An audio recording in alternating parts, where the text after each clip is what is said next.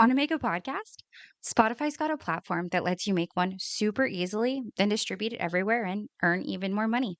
All in one place, and it's for free. It's called Spotify for Podcasters, and here's how it works. Spotify for Podcasters lets you record and edit podcasts right from your phone or computer, so no matter what your setup looks like, you can start creating today. Then you can distribute your podcast to Spotify and everywhere else podcasts are heard. Video podcasts are also available on Spotify. With Spotify for Podcasters, you can earn money in a variety of ways, including ads and podcast subscriptions. Best of all, it's totally free with no catch. Ever since we discovered Spotify for Podcasters, we feel like having options like video podcasts, Q&A, and polls has let us be creative on a whole other level. I highly recommend you give it a try. So download Spotify for Podcasters app or go to www.spotify.com/podcasters to get started. Welcome back, X's and T podcast fans. Danny is back. That is me. Hello. If you're new here, hi. I have quite a few new people who are coming in and listening. And for that, I'm super grateful. By the way, I have to say it. I've had a lot of people who have heard about us because they've seen some of my guests post about us, which you guys are all awesome for doing that, by the way. But if you're new here, hi, we talk about anti-MLM content. We talk about trauma, domestic violence, some very, very sensitive topics that I don't feel are discussed enough. And my goal is to help people heal. My goal is to get awareness out there. I have been privileged enough to be able to share my story on here, and I would love to be able to help others share their stories as well. So, like I said, if you're new here, hi, that's me. That's what we do here. Today, we're getting back into that anti-MLM content because you guys love it. I love it. And I honestly have so much to say right now about it. I'm really excited because we have a recurring guest here. She is friend of the show. She is our best Canadian friend. We have with us the one who gives us hope. Hello, Hope. Hey. That's a pretty good one. I like that one. Gives us hope. It's dope. Well, what's funny is I remember you saying, give a little bit of me when you yeah. that one time. Yeah, that's what stuck with me. We have so many things to talk about. It's not even funny. I feel like every time we talk, something has happened in between that gives us new inspiration. Even though we have a topic picked out, something happens and we have to get it out of the head because it's there. It's stuck. Oh, for sure. For sure. I just want to begin with this disclaimer, as always. I'm not here to defame anybody. Plain and simple. That's not my goal. I changed names because, I'm not out here to ruin anybody's lives. I am here to share my story. I feel like that's super important. I feel like it's important for my guests to be able to feel safe to share their stories. I'm not here to, I'm going to say it again. I'm not here to defame anybody. Just clear cut. That's how it is. My beef is with Worldwide Dream Builders. It is with all these Amway tool organizations. So if I'm speaking about them, I'm speaking based on personal opinions. My guests are speaking on their personal opinions. If I mention anything outside, it's purely based on something that I found on the internet or something that's already been reported. It is alleged. Absolutely. I'm going to say that. And I'll say that again and again because I'm not trying to get sued. I don't want to get shut down. And I want my voice and my guest's voice to mean something. This, again, has nothing to do with Amway. They are purely a distribution company. And like I've mentioned before, I'm pretty sure they're a symbiotic relationship that neither of them allegedly wants to even be in. With that being said, in addition to that, anybody we talk about, their names have been changed. Again, we're not trying to out them, ruin their lives or anything. Like they might be out to try to ruin us. We're not out to ruin them. We have had so much happen. I would love to give you this opportunity if you wanted to share what has been going on with you guys. Yeah. So we've had just old uplines reaching out, which is super fun to us. Not necessarily like I had my main upline reach out to me. I'm not going to say any names or anything because I don't know if she deserves that, but very much apologetic. And the one thing I said this to Danny prior, I will give her the benefit of the doubt, just because I did the same thing to other people too. I recruited people and I tried to convince them that this was the right thing to do. And she never made it past, I think they hit Eagle maybe at one point and then fell out of Eagle, but she never made it very far. And she eventually quit as well. And when we were talking initially, eventually she made it very clear she missed it and she missed everybody, even though she was done and whatever. And then I came on this podcast. She heard all the shit I said about her and then went, I'm sorry for what I did, but I was also fucked over too. And don't forget that. And I was like, okay, yeah, I get that. Like, and when she said that, I was like, okay, I didn't realize that you were on my side. I thought you were still on their side because we were all deceived here. So Yeah. it was a lot. And then Fisher talked to our male main upline. So basically like went Nolan and then this guy. So like our main diamond and this guy right below. That was a fun time. He again apologized because he's like, I didn't have the intent to hurt you. And Fisher made it very clear that it was intentional, but it wasn't conscious what he was doing. So yeah, that's been a really fun time. Yeah. Yeah. Is trying to navigate that, and who do we feel bad for? Who do we give the benefit of the doubt to? Because we were in Nolan and Rianne's Ruby ship, so like nobody in their Ruby ship was platinum or above. So our main upline was just Eagles, and then Nolan and Rianne. So yeah, so it's like most of the people in our organization didn't know what was going on. So it's like most of those people I can be like, all right, we can, still talk, except for, Fisher will give this guy the benefit of the doubt. I won't, but I have other reasons that I don't like him. But that was just because he was a misogynist who gave me the book Love and Respect, and I don't appreciate that. Shout out, dude. If he has heard the podcast, he knows how you feel about it. Or if you haven't heard that episode yet, he'll get there. He'll get there. Absolutely. It's mostly him too. I feel bad for his wife all the time. Like I think about her a lot and I'm like, because the way that she talked to me, I was like, girl, oh, I'm sorry. But like as much as I'm like a feminist and want women to make choices, at the same time, she did make a choice to live the life that she lives as a submissive wife. So I can't be too angry at her for her choices, as long as she's the one that chose to be that way. Oh my gosh. Yeah. So that's a lot.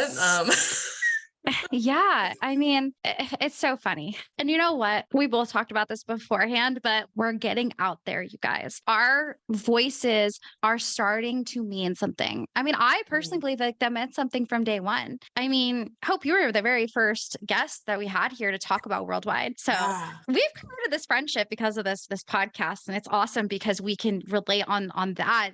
And we've both noticed now that old upline, they've heard it somewhere through the grapevine. These people higher and higher up are hearing of this podcast. Yeah. And I'm not mad about it. I'm actually kind of like fucking thrilled because I know, because this fella is so close to Nolan and Rianne. They know. He has to. He went silver. So I'm like, you have to know that you profited off of whatever. Because for the last podcast we did, we broke it down. What do they make? Like $2 or something like that? $2 off of each. Platinums did, but yeah, same thing. Yeah. And then it went up as they allegedly, of course, all this is alleged, but this is given to both Hope and I from an anonymous source that they sent us screenshots due to somebody who was a high pin level exposing this information. And again, it's all alleged. I am not going to tell who this person is. This is all anonymous. And speaking of the anonymity aspect, let's talk about that for a second, because I know when I was in Taylor, the club owner, if you know, you know, okay, he would always say,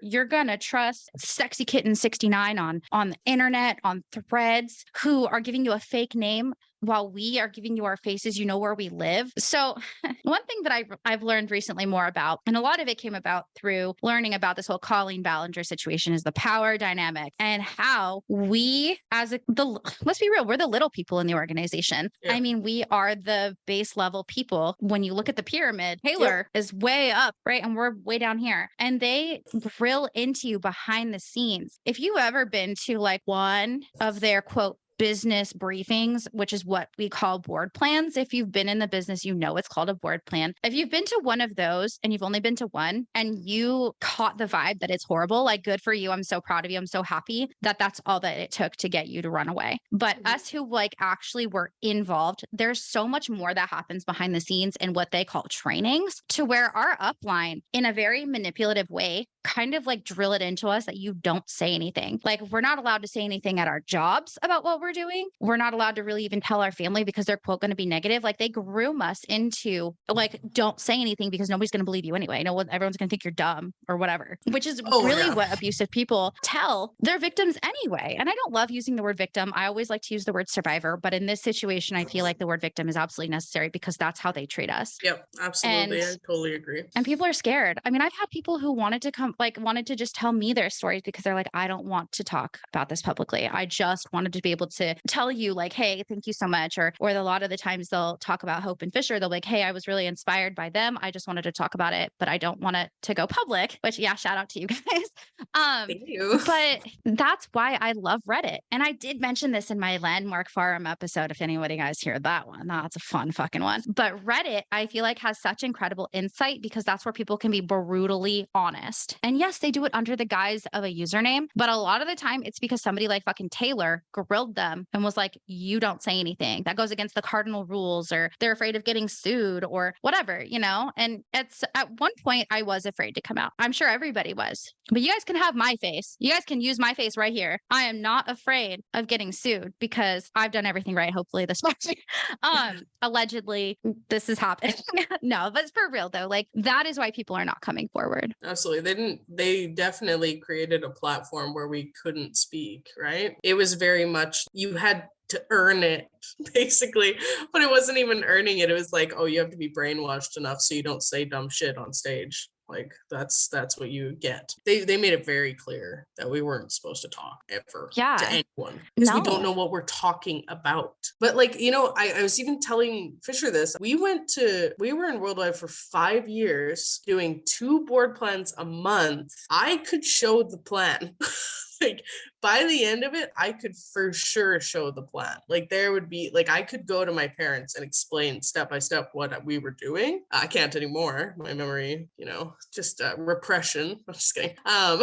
But definitely I could have shown the plan at a certain point. So I don't think it was a matter of earning it or not knowing how to talk to someone. It was just like manipulation at its prime. Yeah. And like you pointed out earlier, is you're right. You're so right. I did it too. I created a downline. I was out there poaching people. I was out there also being manipulative because that's what I was being taught to do. Like I was being groomed to manipulate other people where they can be groomed to manipulate other people. And it's just this ongoing cycle. And we're really talking about some traumatic shit here. Like this is not something that anybody takes lightly. I want this podcast to be a safe space for survivors, for people who have been wronged by somebody. And a lot of people who come on here, they feel safe knowing that they are within a community who is with them. So I want to make it very, very clear. This is an anti-MLM podcast. We are anti-Amway. We are anti-Worldwide. I am not here to sympathize with anybody who sympathizes with these people. I will not platform anybody who supports these people. And if you're following me purely because you want to snoop or because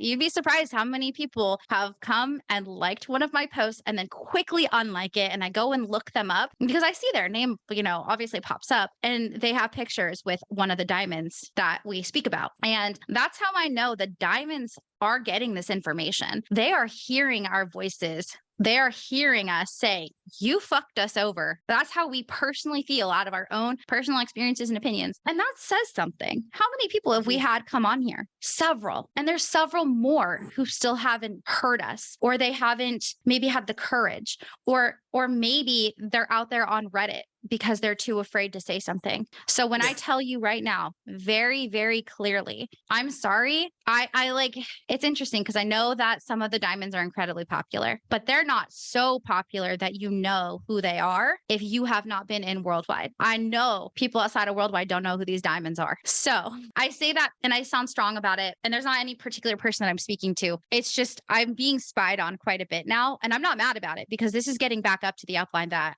I want to hear this. I want them to know how badly that they hurt me. And every guest that I have on here has a very important voice. And this is a safe space for people to be able to do that. And I just Mhm. think it is very disingenuous for anybody who is here and supports these people blindly. Like either and you've been in Worldwide and you support the shit that they do, or you're naive and you don't know and you're just blindly supporting these people. Yeah, absolutely. Like I just found friggin' a message. Hey, this is just to talk about how savage that you can be when you're in the business, even if you have a good heart. Okay. So don't take what I'm about to tell you that I said to one of my friends as something I feel now versus when I was 23. Okay. But basically, I'm not going to read out the message because I just read it and I was like, that's harsh. But basically, the context is the one thing that Worldwide always taught was that you can read Success Principle and you can learn about Success Principle and you can read books like How to Win Friends and Influence People, and you can read books by John Maxwell or any other successful person out there. But if you don't have an avenue to apply it to, it doesn't make sense to read those books, which is kind of correct. Don't get me wrong. But I said that to my friend who was trying to be better.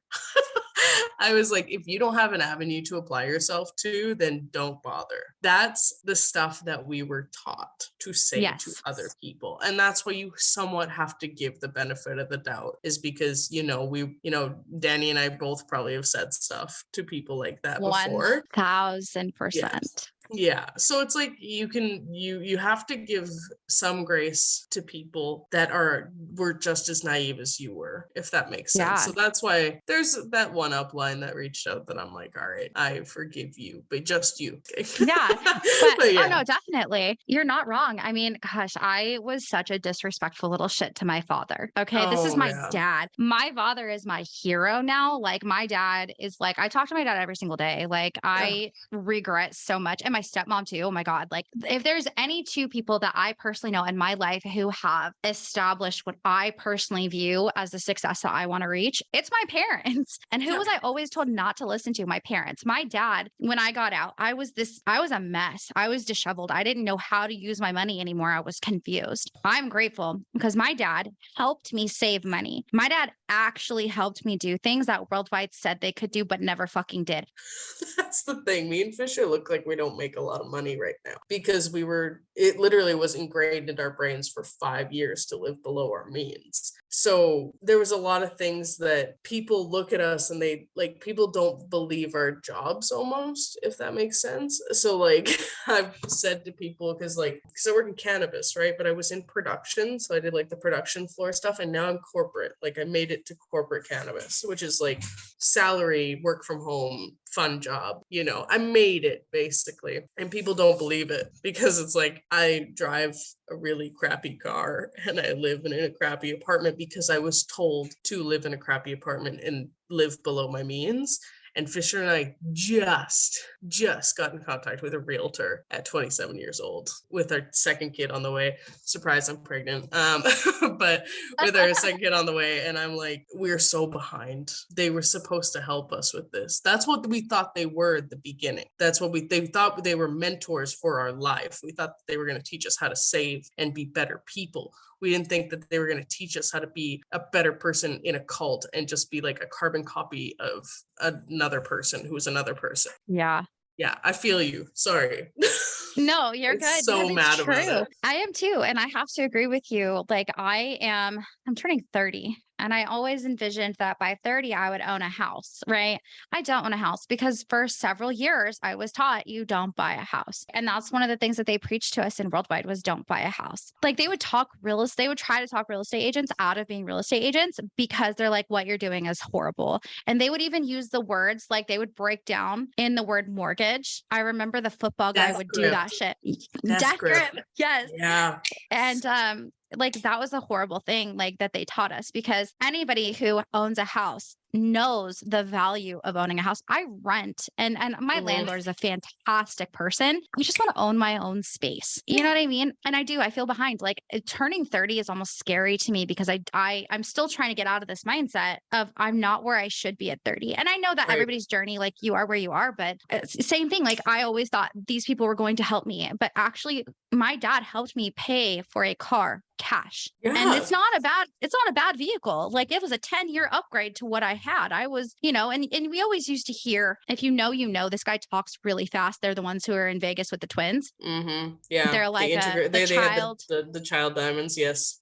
Yeah. Their parents are diamonds. They're Yes. Yeah. And they always like brag because they built the double diamond ship by themselves or whatever. But that guy would tell stories about how he would drive just piece of shit cars to like $1,000 a car, and he just go through car after car after car. My dad always told me, he's like, that's not what you want to do. Like that's fucking stupid. And I would tell him like, no, you're wrong. You've worked the same job, Dad, my entire life. You have no say in what I do. I shit you not. I said stuff like that.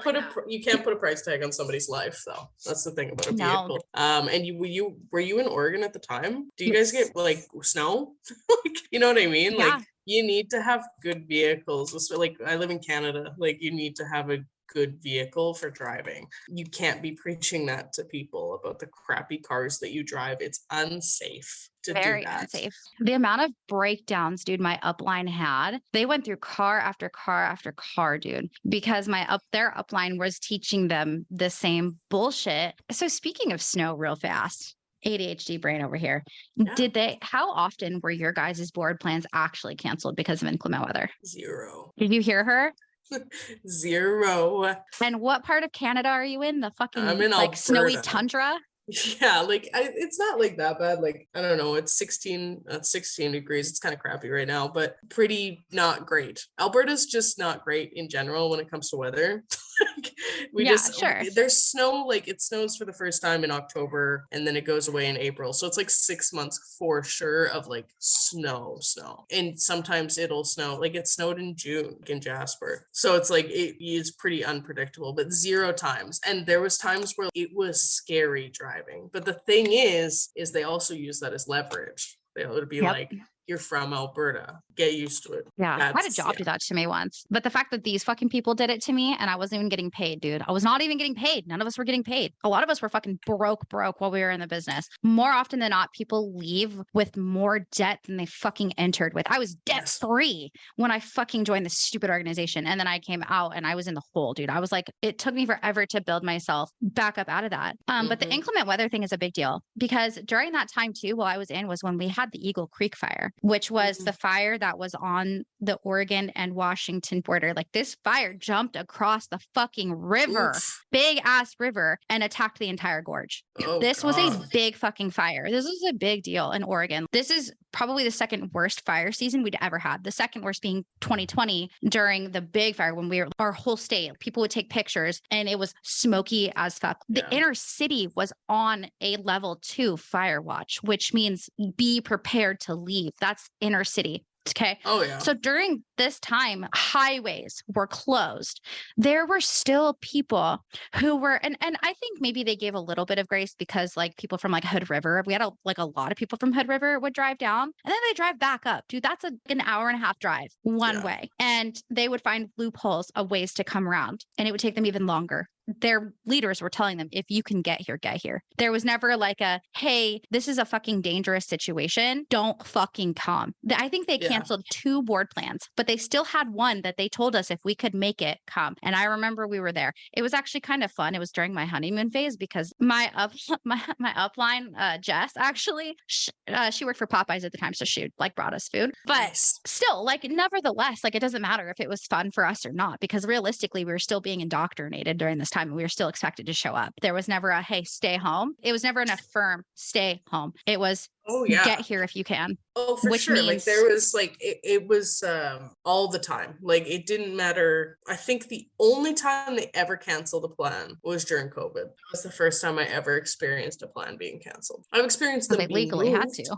That was it though. That was the only time that they ever did anything. They had no consideration. That was the thing, because their big thing was like, this is, again, I'm super against hustle culture for this reason, is it's like you try to break people in, is what they were trying to do, is like make or break you and show if you're like super committed. You don't need to do that to people. Good bosses don't do that to people. Good jobs don't do that to people. And they were trying to tell us that they were better than that. No, How? and you're right. It's so fucked up because one of the biggest things that we wanted to come on here and talk about it initially was totally ties into this is the sleep deprivation aspect. One thing I remember, Hope, you had sent me a picture of your itinerary for one of the functions. I think it was FED. And if you're okay with us posting that, we can definitely post it to Instagram just so you guys have like one example. I'm going to revert back to Stephen Hassan's bite model. So again, I'm going to remind everybody that Stephen Hassan was in a cult, I believe in the 70s, possibly 80s, but like look him up. He is a fantastic person. And again, this is for fair use and commentary purposes. So anything that I'm reading on here, I definitely like, we have so much to say about it. But the website is called freedomofmind.com. Okay. And so BITE model is behavior control, information control, thought control, and emotional control. BITE, BITE. Okay. So one of the things that is heavily talked about on this list is sleep deprivation. And we've touched on it a couple of times. We've talked about it, but I don't think that you guys truly understand the sleep deprivation we were truly in. And you're talking about like even just the example of a major function. Okay. We were taught, at least in my line of sponsorship, to get to the venue as early as we could. My upline, we were getting there at 3, 4 in the morning, bringing like a chair to sleep in. Okay. And we would get in trouble by the police or security, like, hey, you can't sleep here. They would wake us up and say, hey, you can't sleep. So we would get there. I'd wake up at 2 in the morning. I would get ready. I would get to the venue. And then we would get there and be there. Okay. And we're malnourished because when I was there, they got stricter and stricter and stricter with what you could bring in. So when I first went there, it was you can bring Amway's products because it's an Amway meeting. Then it was you can only bring one of each Amway product, 1 bar, 1 excess, 1 bag of popcorn, and you were limited to 5. So we had to get creative. My upline dude actually had a bag of popcorn or even one of the bags of chips. If you guys know the chips, you guys, oh my God, the amount of tortilla chips that I ate. I did not eat tortilla chips, I swear to you, for the longest time. Yes. The popcorn that's guilt-free. But they would stuff sandwiches in them and like reseal the bag with like a lighter or even like a hair straightener or something. We had to get creative to bring in actual food because our upline would tell us, hey, don't eat the food there. You're going to look bad. It's out of your budget. You're going to create this unnecessary duplication from your downline and it's going to make you all sluggish and bad. Right. Oh my God. So, totally. Yeah. So 3 in the morning. Okay. And you're outside. And sure, you might have the adrenaline of like, oh, I'm around so many people. This is so fun. Like, especially when you're in that honeymoon phase. But then you have to sit in the function. It does not, there's no intermission. Our upline did teach us, though, back then that intermission bathroom breaks was when Amway was talking. That's what we were taught by my upline. Yeah. That shows the level of respect that they fucking had for Amway. That's why I say allegedly it's a symbiotic relationship that they don't want. So I have the function here. So it would start on a Friday and it would end in the evening on a Sunday. Yep. And on the Friday, it would start at 5:45. This was in Red Deer. So like, just give you some context. Edmonton to Red Deer is an hour and a half and Red Deer to Calgary is an hour and a half. So this is context. Our FED was in Red Deer, but all our other functions were in Calgary, apart from like regular board plans and whatever, like our spring leadership, family reunion was in Calgary. This is the only one that was in Red Deer for some reason. So we had to get there by 5:45. So you basically have to book the whole afternoon off in order to make it to this function. Every 3 months, on a Friday, you're gonna need your afternoon off work if you work a traditional job. Then this is kind of spicy too, because I was reading through this because they got rid of this after a while, this part on the description that I didn't catch back then, but it says all Diamond speakers to meet in Diamond Room for prayer and instructions. So no, you're right. I never included, I didn't read any of this. All I read was the times, like when to be there. Speaker Diamond ladies wear a long, modest gown. That's and men to wear dark suit, white shirt, and tie. So there's that. Anyway, so then it says dinner for diamonds at 6:30 to 8:30 p.m. The pastor people, I don't remember if we say their name or not. Next Level, their band. Talk about Next Level for a second. Oh my God. You Why did they guys. have a band? Oh, Like, I'm still triggered by some of their music. I think like I actually do messaged you and I the was like, diamond dance. oh I'm gonna, God. oh my, that one and Shut Up and Yeah. Dance with Me. I can't listen to Oh, that song. I can't. That was the one that was playing when I messaged you. Oh So my no, God. you guys, they have their own little like Christian band. This is a Christian band called Next Level. We're not here to bash them. Like they probably get paid. Like I don't even know if they know what happens behind closed doors. I have no fault to them. They're just doing a job. And it was so cheesy, dude. They would kind of like when you see an artist in your town, they maybe if they mention a city in that song, they switch it to your city to make you Oh feel my included. God. They would do that with Worldwide. I don't know what the actual song is, but yeah, it's like do that diamond. It's so cringe. It makes me feel like like Oh, I know. I hate it so it's much. but we were vibing with it, dude. Everybody was up and dancing, and it was a Oh, thing. So I would to avoid it reference, like the plague. Like I was like, we're not going in if Next Level is playing because it was like it was just like so cringy. But you wanted to be like there early enough that like you got a seat. So it was like yeah, you'd always hear those two songs because they always end with "Shut Up and Dance with Me" and that Diamond Dance song. yeah, I'll be sitting there with exactly. our Illuminati triangles in the air, being like, Yes, like, yes. oh my gosh. And like I went to one church service in the entirety of my time being in Worldwide. I know I avoided it so much. I was like, no, I'm a Satanist. No, I'm just kidding. Say that. But they were like, oh, it's just success principle. Is what they would say. They're like, oh, you'll just learn success principle. And then I went to one and I was like, I'm gonna burn up next time I come in here. Like, Going back to these functions, I don't know that I've ever yeah, really gone into them. So we have when Hope was saying FED, that stands for Free Enterprise Days. This is the function where the quote diamonds, the new qualifying diamonds, they get to walk the red carpet. This is the end all be all for us, you guys. This is like the one thing that they tell us. You see yourself on that carpet, envision yourself on that carpet. That is you and your family. And they raise their hands to the Eye of the Tiger song and shit. It was like I they can't listen to use that that. song either. I do just because I love Rocky 3. Like Rocky 3 I is was is like, a I can't listen to such a good. Rocky anymore. I can't listen to this stuff. It triggers my fight or flight. So they have four functions every quarter, one every quarter. So FED is the fall function. Then we have the winter function, which is Dream Night. Then you have spring leadership, of course, spring. And then we had this function that they called it family reunion because that was, I think it's when somebody breaks a diamond beneath them that It they get their is. own. They have to Okay, have their then own that's diamond right. lights. So it's that upline diamond, that like top diamond. Yeah. They're the ones who get that family reunion at that point. When they break off their own diamond, they get their own family reunion. They call it that because it's just their line of sponsorship, your quote family. All of these functions, with the exception of Dream Night was only like a one night dinner ordeal. They tried to play it up like as a black tie event and stuff. But the other ones are the same exact way that Hope is talking about. And a lot of us, for some of these functions, like some of them were in Portland where I'm from. And that was great because I didn't have to drive. But we had some that were in fucking Spokane, Washington, which is a 6-hour fucking drive for us. And like you have to pay for your hotels. And our line of sponsorship, which I'm going to let you get to how your sponsorship let you guys do it. But for our line of sponsorship, they would make us stay in the same hotels where the diamonds were staying. We're talking about rooms that were so fucking expensive. This is a 5-star hotel. Some of my cross line had run into John Maxwell because he was staying there. They would cram like 6 of us to a room and we would all pitch in for this room. And it was easily $150 fucking dollars for one person. That's how expensive these fucking rooms were. And we didn't have a choice. I mean, we could, but you really didn't. You know what I'm saying? Yeah. Which I know you had a very different experience when you guys traveled. Yeah.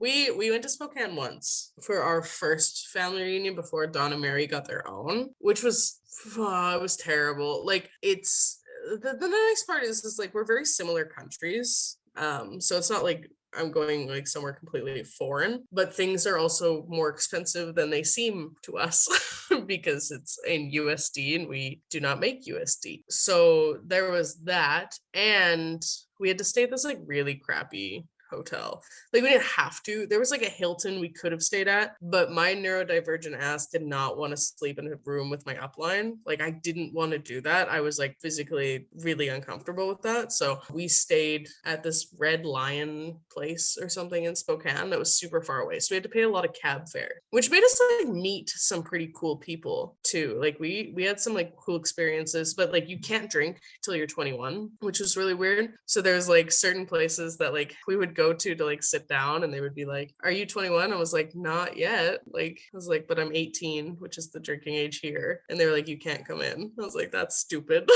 Like, yeah, I've been drinking for 2 years already. Like I was done drinking at that point, but I was like, we met some cool people. We could buy cigarettes. I remember that because we smoked back then and they were freaking cheap. This is going super off topic, sorry. But we could stay we could stay at this but they also fed us at this function, which was like the first family reunion first and last family reunion I was ever fed at. Yeah. No, I was the same time. Yes, because we had a big dinner that we went to for this was the one and only family reunion. I think that was 2016. Yeah, it was family. Does that check out for you guys? Yeah. Yes. Then they stopped after that. Yeah. So yeah, it was the first. And I remember seeing a big single lady. It was her family reunion, big single lady who married that grain guy. His name's a grain. Call him Mr. Quinoa. I don't know. He was a grain. Mr. Quinoa. Yeah. I love it. Was vibe with it. But no, you're right. Yeah.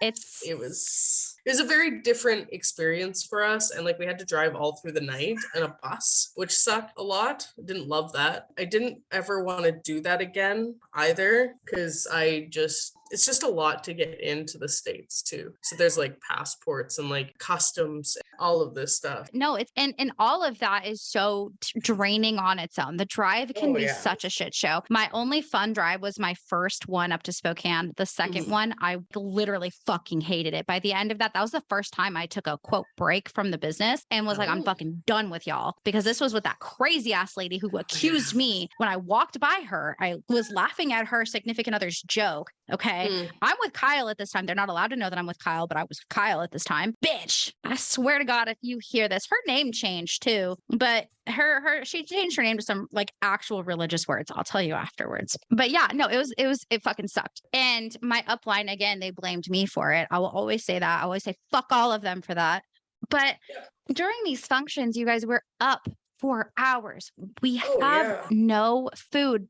But it's not just the functions. This is every day of our fucking lives. If we were taking a nap, and we accidentally slipped to our upline that we were taking a nap, that's a lecture. Or I remember my direct sponsor, Robert, this stupid fuck. I will always feel bad for Jess because he was a lazy. He couldn't keep a job. She was working so fucking hard, doing apps on the side, running their house. And this guy was sleeping at home all the time. I'd hear them arguing because she's like, "Did you do anything?" And he was like, yelling at her for X, Y, and Z reasons. And it was horrible. Like he was so abusive. And honestly, I fucking hate him. And I feel so bad for the girl that he's about to marry because she has no fucking clue what he's like. So no. Yeah, I feel so bad. But it's like but going back to the sleep deprivation aspect, like we were expected to go to every single board plan that we could. For us, we had there were weeks where I had a function of some type, including a rally, which rallies they had, I think, quarterly,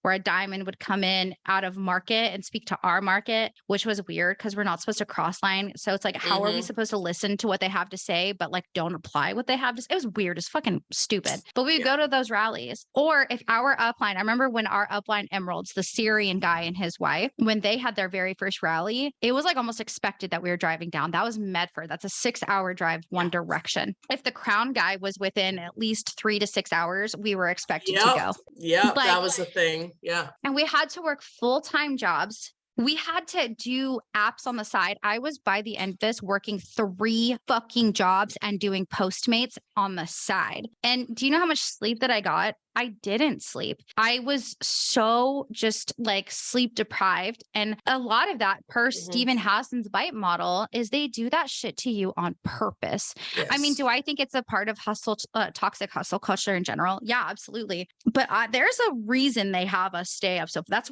like, they always say, oh, well, you build your business from 5 to midnight. They always encouraged us. If we didn't have a 9 to 5, get a 9 to 5. They'll help us get a 9 to 5 because board plan started at 8 and they didn't wrap up until fucking 11 11 o'clock. And then Yeah. depending on where And the some board board plan plans were was, far. Yeah, exactly. yes. And you wouldn't get home. Ugh. And then you're expected to night owl at the end, if that's a thing. Night owling, I don't know if I've ever mentioned this, but it's where you talk to eagles and above and you ask them very general perspective type questions, which is stupid because, again, we're not supposed to apply anything that they say unless it's our direct upline. But we're expected to, they always said, be the first one to be there and be the last one to leave. And sometimes being the last one to leave meant you were not leaving until 2 in the fucking morning. And then you had to wake up at whatever time to go to work the next day.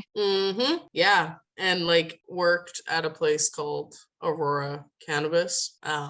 Shout out. It's shut down now. I don't know why I'm shutting them out. I had to start work at 5 a.m. I remember that. That was like one of the worst experiences in my life was working at 5 o'clock in the morning. Being somewhere at 5 o'clock in the morning is a lot different than waking up at 5 o'clock in the morning. I'll tell you that.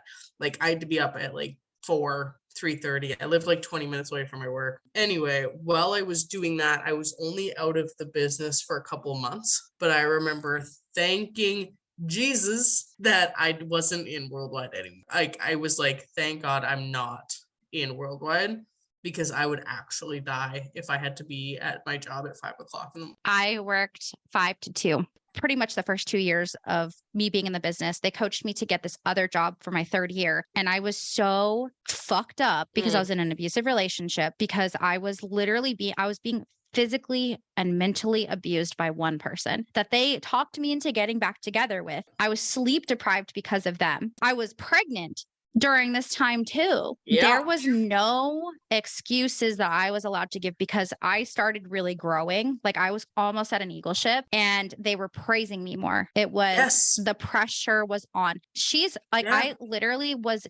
planned my C-section because that weekend was a function. I was out of the hospital. I had 2 days and then I had a major function. That was my last spring leadership. And I was allowed to wear flats.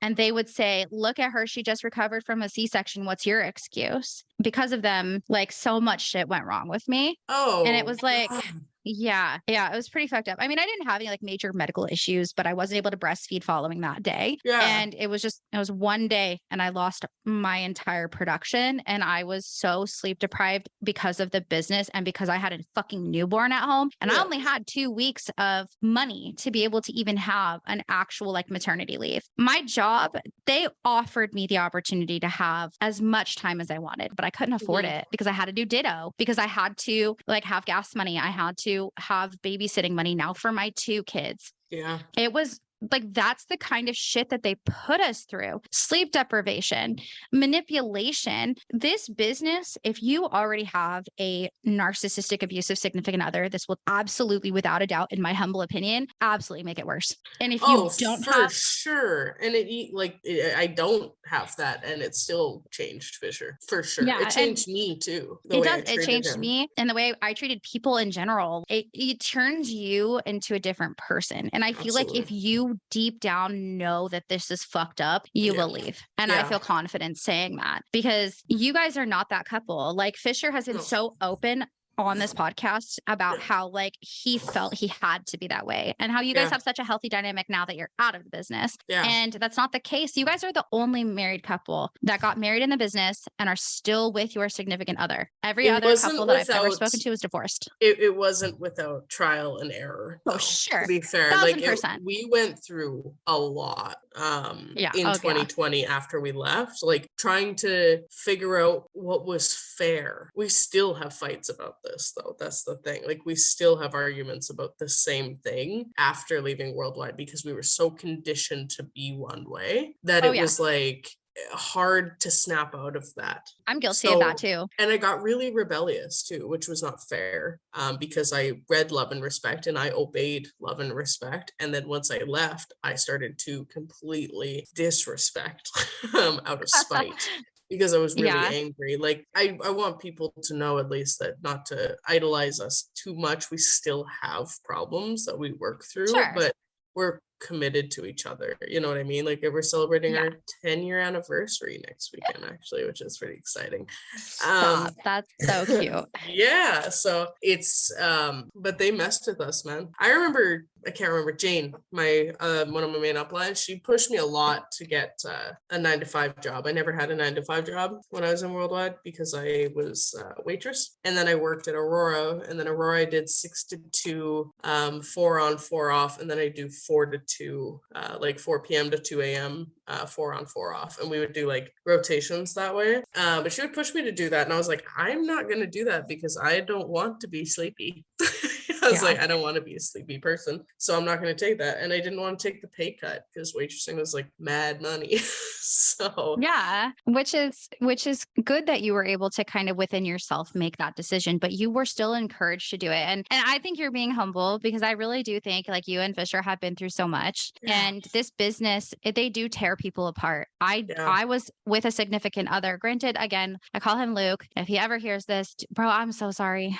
Yeah. But he was the person who was kind of in between Kyle the first time and the second time. I should have never been with him. He didn't want kids. I had a kid. I was very toxic. I was fucking horrible, but it got worse with the business because my upline was like, he's not taking this seriously. And they do. And then, you know, if wives especially are like, you're killing his dream if you want to leave, because they blame the women for wanting to leave. And for sure. It is us. A lot of women do leave and it was almost like that for me and Fisher, like very close, because like I mentally quit a long time ago, like a long time before we actually quit. Because even when we did, and I was like, thank you, I was just very drained about it. And I realized there was no way I was going to be able to win. And I wanted a different upline because I wasn't getting along with my upline. And I didn't want to go to Rianne about it. Like, I was like, I seem like a dick. When we did quit, it took Fisher having to do it on his own in order to quit because I was very silent about my hatred for a long time.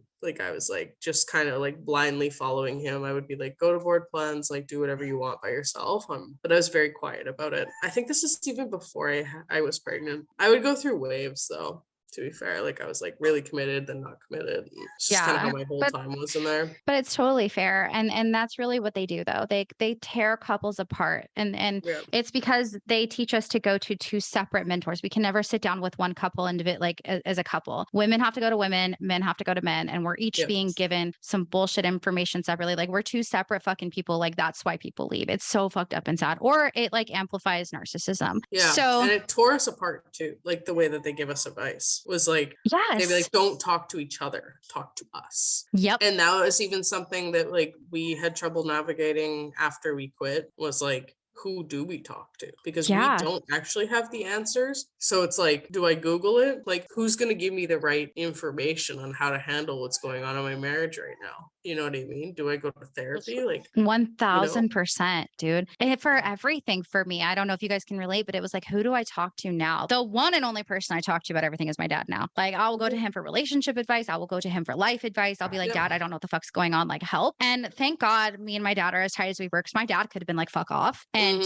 you know, I wouldn't have blamed him, but my dad's never been that type. Even like, and I talk about my narcissistic mother, who I literally do not talk to anymore. Like she was that bad. She poisoned me against my dad. That's years I lost from him, but I still didn't trust him even when we were building that trust. Right. And it's like nowadays, that is the only person I fucking talk to. And it's because he gets it and everything. And so I'm grateful for that. Even through all of that, my dad still stuck around. So if you left your child, fuck you. Like honestly, that being said, ultimately what we really wanted to do in this episode is let you guys know, like, hey, this shit happens. It's fucked up. It's fucked with us. And like I said, originally we wanted to just talk about sleep deprivation, because that in itself really fucked us up. Like since all this other stuff happened, it was like, you guys, we want you to get it. We want you to hear us. These are not good people in our opinions. And again, we have to say things like alleged. We have to hide their names. Like, but if you know, you know. And if you know, and you follow these people, but yet you're following me and you're spying for them, go share this episode with them and let them know how I actually feel about them. But then like, go live your fucking worldwide life. Like, I don't care. Let me be out here and complain. Let me be that person who actually empowers Sexy Kitten 69 on fucking Reddit. Like, that's my business. And that's my Hope. That's Hope's business. That's anybody who comes on this podcast, because their voice matters. And we're at an hour now. Wow, this always flies by. It does. It does. But it's always a pleasure having having you guys on. You guys are quite literally the OGs at this point. You guys are inspiring people to come talk to me. You guys, I just can't thank you guys enough, even for your friendship, to be truthful. Like, you guys are such dope people. But are there any We give last Canada thoughts? a good name. That's it. We do. We're just amazing Canadians. I don't know. I think there's a girl on TikTok, if you like anti-MLM community. I think I sent you her. Her name's Canadian Kels, Kels. She does the spreadsheets. So Oh she yeah, does you did tell like, me about her. Yeah. yeah, follow her. She's hilarious. And like some of those MLMs out there, man, like there's some out there like LuLaRoe and Unique and like, you know, Mary Kay, like the big ones that like really target mothers and young women and people who are looking for something. Like those are the ones that she really criticizes and really like breaks down. And I recommend following her because it's some really funny content, especially if you like the anti-MLM community. Some of it is extremely sad, obviously. So also, I have to shout out somebody else as well. There's a cat page that I have to say. This is run by Cactus Girl Media, or Meredith Adams, who we've had on the podcast. She has now this anti-MLM cat. And so she does talk about Amway content because she was in Amway. So if that's what you relate to, is the Amway tools businesses or any anti-MLMs, honestly. So the name, I don't know how to pronounce her cat's name, but it and I'll link it as well. But it's called, I think it's Big Barsic, Barsik.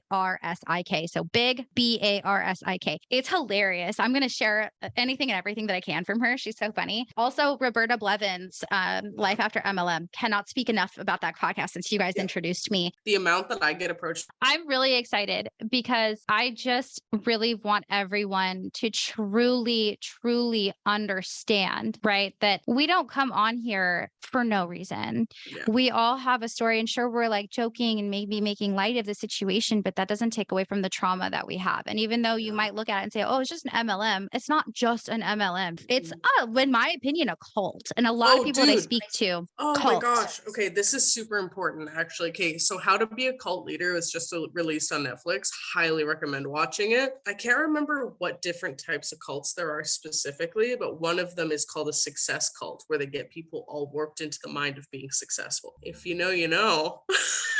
Yeah, but I only watched the first episode, which is about like Charles Manson and his cult and stuff. But there's a lot of similarities. Like if you watch these cult shows on Netflix, these like there's some on there that are just hit you in the like wrong way. You're like, oh, that was exactly what Worldwide did to me. So yes. shout out, check it out. Yeah. So I feel like that kind of falls under the large group awareness trainings, LGAT. Those are definitely like the landmark forum that I talked about. That one is, or Nexium. That's a large group awareness training. And that's only 2. There's more out there. And I do equate Worldwide to the same thing. So definitely no, any of this stuff, like go check it out. Like, and if you guys know of anybody else out there that we should be following, anybody that we should be talking to, just definitely let us know. I am all about spreading the anti-MLM message. Any page, whoever, let me know. I will absolutely go follow them, share their content. But yeah, no, I'm really grateful. Again, Hope, for your time. You guys always have just such valuable things to say. And you guys really did kind of light a fire under people who, God, that's another worldwide term. It really is. But no, you guys really set the path for other people to want to come and speak forward, because I can only have my voice. And I feel like every different perspective that we can offer, somebody hears something that you say differently than maybe I say, or what have you. So thank you so much, Hope. Anytime, man. Yes. So you guys can follow me on Instagram at @Xisn'T_podcast. DM me there if you guys have anything that you guys want me to know. If you were an MLM and want to share your story, it doesn't have to be Amway. It could be whatever MLM you were a part of. I'm here to listen. I want to learn. I want to spread your message. If you have a traumatic event in your life that has happened that you want to talk about, domestic violence, sexual assault, it doesn't matter. Like, I want to share your story if you want to share your story, or you can just come talk to me. I'm here for it. Yeah. So that's where you can find me. DM me on Instagram, TikTok, YouTube, at Xisn'T_podcast. Thank you so much, everybody, for listening, and we'll catch you guys in the next episode. Hell yeah.